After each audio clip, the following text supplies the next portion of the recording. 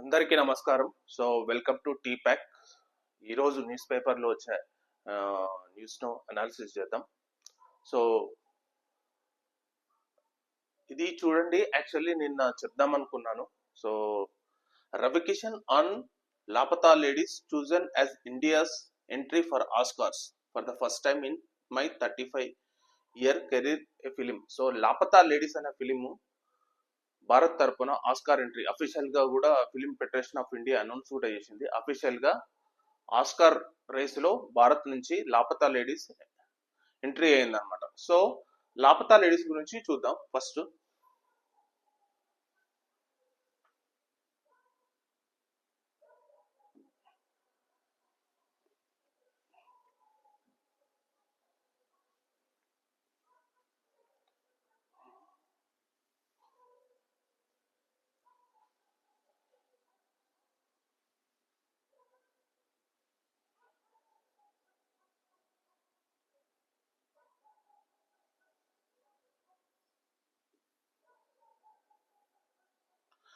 Actually ఒక trailer చూద్దాం first, Laapataa ladies trailer.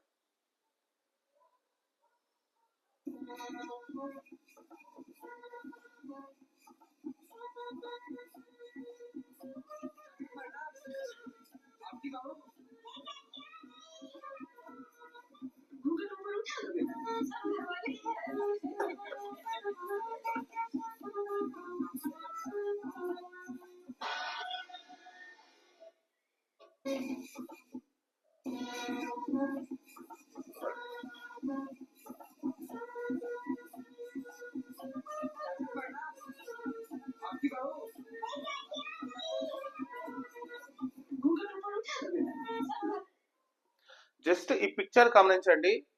మన నార్త్ లో అంటే నార్త్ ఇండియాలో ఎక్కువగా అమ్మాయిలకు ముసుగేస్తారనమాట.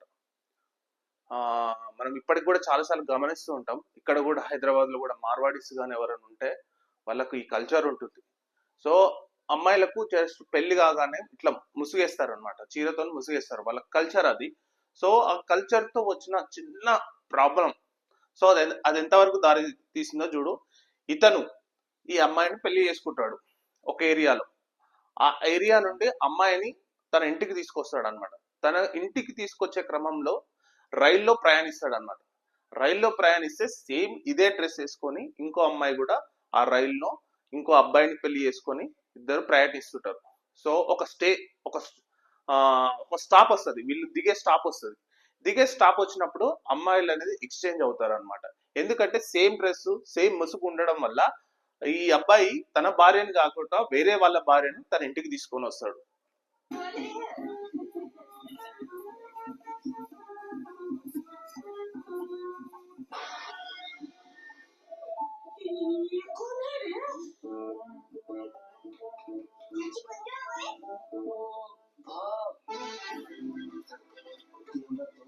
दीपक कुमार कल रात को विदा करा के वापस लौट रहा था तो रास्ता में इसकी बीत हो गई। कल रात को యాక్చువల్లీ ఈ అమ్మాయిని తీసుకోవాల్సిన అంటే ఈ అమ్మాయిని పెళ్లి చేసుకొని తన ఇంటికి తీసుకురావాల్సిన ఈ అబ్బాయి ఆ ముసుగు వేసుకోవడం కారణం వల్ల అర్థం కాక ఆ రాత్రి సమయంలో వేరే ఒక అమ్మాయిని తీసుకొని వస్తాడనమాట. ఆ తర్వాత ఈ స్టోరీ, ఈ అమ్మాయి ఎక్కడికి వెళ్ళింది, ఈ అమ్మాయి తను దిగాల్సిన స్టాప్ లో దిగిపోయింది. ఆ అమ్మాయి తన దిగాల్సిన స్టాప్ లో దిగిపోయింది. దిగిపోయిన తర్వాత తన భర్త అనేది కనబడకపోయేసరికి తను ఏం చేసింది, ఆ ట్రైన్ లో ఆ రైల్వే స్టేషన్ లో ఎక్కడ తన దాచుకుంది, ఆ తర్వాత పడిన కష్టాలు ఏంది అనేది ఆ తర్వాత నడుస్తుంది. ఇప్పుడు ఏం చేస్తాడంటే ఈ అబ్బాయి తన భార్య వైఫ్ పోయిందని పోలీస్ స్టేషన్ లో కేసు పెడతాడు అనమాట.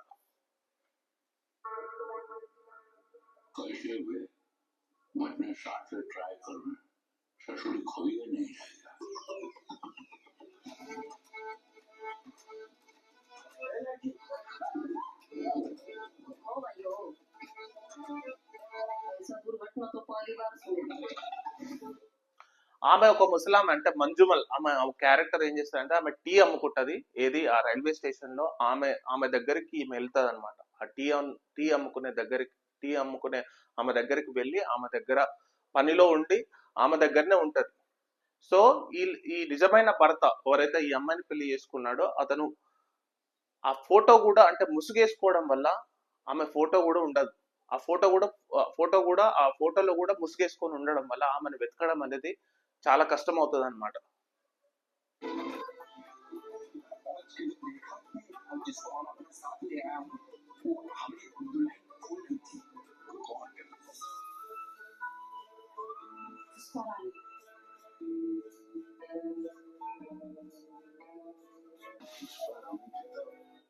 ఈమె తనతో వచ్చిన అంటే మిస్టేక్ గా వేరే అమ్మాయిని తీసుకువచ్చిన అమ్మాయి పేరు ఒక వేరే పేరుంటే ఆమె అబద్ధం చెప్పి ఆమె పుష్పారాణి అని పోలీస్ స్టేషన్ లో ఆమె చెప్తాది అనమాట. ఈమె నాతో పాటు వచ్చింది, ఈమెను వాళ్ళ ఇంటికి తీసుకెళ్ళండి అని ఆ అబ్బాయి చెప్తాడనమాట. చెప్తే ఆమె అబద్ధం చెప్తుంది, నా పేరు అది కాదు, నా పేరు పుష్పారాణి అని అబద్ధం చెప్తుంది. ఎందుకు అబద్ధం చెప్పిందంటే ఈమెకు చదువుకోవాలనే కోరిక చాలా బాగుంటది. వీళ్ళ ఇంట్లో వీళ్ళ ఫ్యామిలీలో ఒక అబ్బాయికి అంటే తను ఆల్రెడీ రెండు సార్లు పెళ్లి చేసుకుని పిల్లలున్న అబ్బాయికి ఇతన్ని ఇవ్వాలని బలవంతంగా పెళ్లి చేస్తారనమాట. పెళ్లి చేస్తే తనతో పోవడం ఇష్టం లేదు. ఇష్టం లేకపోయేసరికి ఈ అబ్బాయితో కావాలని కూడా తీసుకొని వచ్చేసరికి అబ్జెక్షన్ చెప్పకుండా డైరెక్ట్ వీళ్ళ ఇంటికి వస్తుంది అనమాట. ఆమె పేరు పుష్పారాణి అని చెప్తుంది. ఆమెకు వ్యవసాయ శాస్త్రంలో అగ్రికల్చర్ చదవాలనే కోరిక ఉంటది. ఆమె చాలా టాలెంటెడ్ పర్సన్. కానీ తన ఇంట్లో ఒత్తిడి వల్ల పెళ్లి చేసుకోవాలన్న ఒత్తిడి వల్ల ఆమె అలా కాంప్రమైజ్ అయిపోయి తన ఇంటికి ఇట్లా మిస్టేక్ లా వాళ్ళ ఇంటికి పోవాల్సిన అమ్మాయి వీళ్ళ ఇంటికి వెళ్తుంది. సో ఇది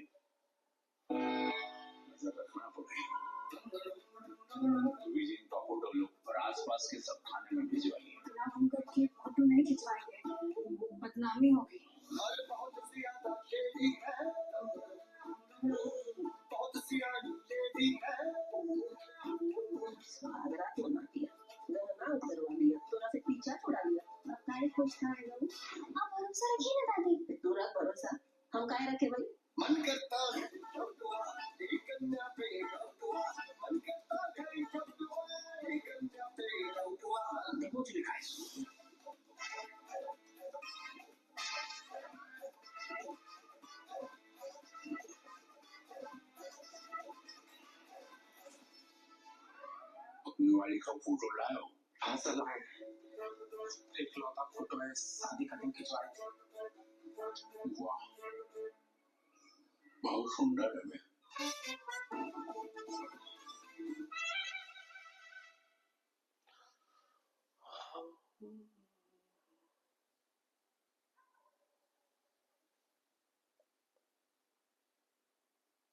సో అదనమాట. సో ఇందులో ఒక డైలాగ్ ఒకటి చూడు.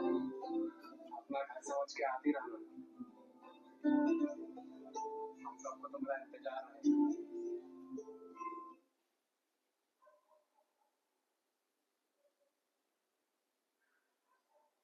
సో అదనమాట. ఎందుకంటే ఆమెకు చదువుకోవాలనే కోరిక ఎక్కువ ఉండడం వల్ల సో అలా తన సొంత భర్తతో వెళ్ళడం ఇష్టం లేక ఈ అబ్బాయి మిస్టేక్ గా తీసుకొచ్చినా కానీ వచ్చి ఆమె వదిన అంటే వాళ్ళ ఇంట్లోనే ఒక టాలెంట్ ఉంటది అనమాట. వాళ్ళ ఇంట్లోనే ఒక అమ్మాయి అంటే వాళ్ళ అన్న ఎవరైతే అబ్బాయి ఉన్నారో వాళ్ళ అన్న భార్య తనకు చిత్రలేఖనం చాలా ఇష్టం అన్నమాట. ఆ చిత్రలేఖనం ఇష్టమైనా సరే ఆ పెళ్లి చేసుకోవడం వల్ల ఇలాంటి టాలెంట్ అనేది తొక్కబడిపోయింది. సో ఈమెకు చదువుకోవాలని ఉంటది, ఒక ఆమెకు చిత్రలేఖనం ఆర్టిస్ట్ కావాలని ఉంటది, ఇంకో ఆమెకు వేరే వేరే వేరే రకాలు ఉంటది. కానీ ఒక పెళ్లి అనే ఒక దాని వల్ల ఇవన్నీ మన కోరికలన్నీ అణచివేయబడుతున్నాయి ఈ మెయిల్ డామినేటెడ్ సొసైటీలో అని వాళ్ళకు అల్టిమేట్ గా ఏంటంటే ఈ ఫిలిం యొక్క ఇది సో లాస్ట్ ఫైనల్ గా వచ్చేసి ఆ ఇంట్లో ఉండే ఆ అబ్బాయి అన్న వాళ్ళ భార్య అంటే వాళ్ళ వదిన ఒక చిత్రలేఖనంతో అంటే ఈ అమ్మాయి ఎలా ఉంటది ఇలా ఉంటది ఇలా ఉంటది అనే ఐడియాతోనే ఆమె ఒక బొమ్మ గీస్తుంది. ఆ బొమ్మను ప్రతి రైల్వే స్టేషన్ లోనూ పంపిస్తే ఆ బొమ్మను చూసి ఆ ఏదైతే ఆ నిజమైన భార్య రైల్వే స్టేషన్ లో ఉంటుందో ఆ బొమ్మను చూసి ఆమెను కాంటాక్ట్ అయితే అప్పుడు ఆ అమ్మాయి ఇతని దగ్గరకు వస్తుంది అనమాట. ఈ ఈ పుష్పారాణి అంటే ఎవరైతే మిస్టేక్ లో తీసుకొచ్చిన అమ్మాయి ఉందో ఆమె చదువుకోవాలనే కోరికతోని ఆమె అగ్రికల్చర్ యూనివర్సిటీకి వెళ్తుంది అనమాట.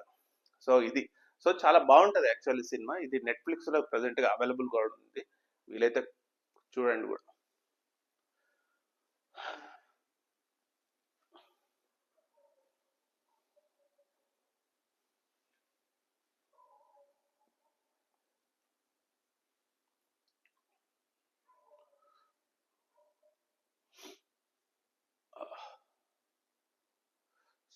జ్యోతి చూద్దాం.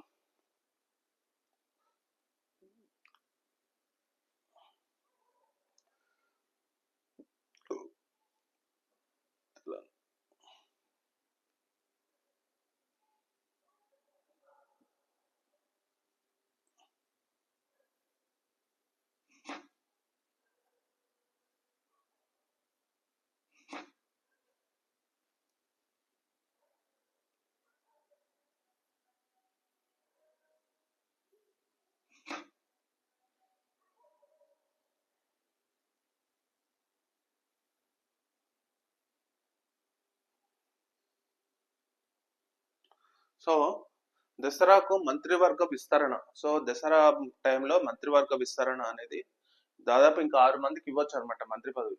4గురికో 6గురికో ఇవ్వచ్చు. సో అందులో భాగంగా కోమటిరెడ్డి రాజగోపాల్ రెడ్డికి